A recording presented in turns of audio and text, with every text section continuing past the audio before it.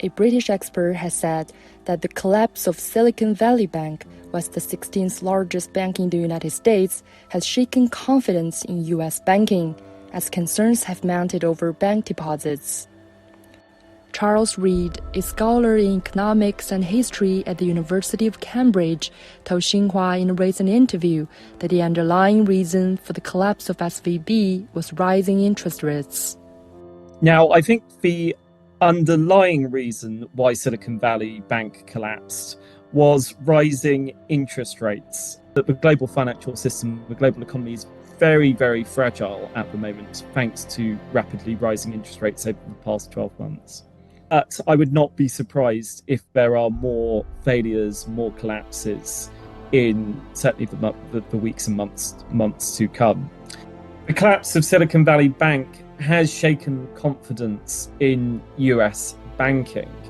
It's made people far more likely to worry about their bank deposits, and any rumours will be acted upon by people far faster.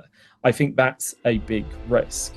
So I think we will have more turbulence in banking and finance in America and beyond in the weeks and months to come.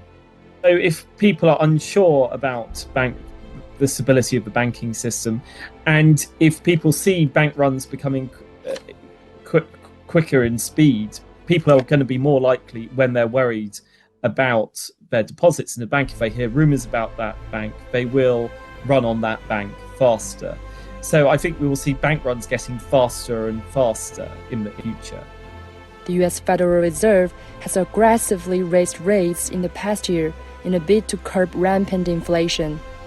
The expert pointed out that the U.S. Fed should have acted more rationally. So basically, the lesson the Federal Reserve needs to take from this is that they needed to start raising rates much earlier and in much smaller steps than they have, because people can get used to that. Banks and businesses can get used to interest rates when they rise gently, but not if they rise too fast. And that is the lesson from British banking history over the past 200 years.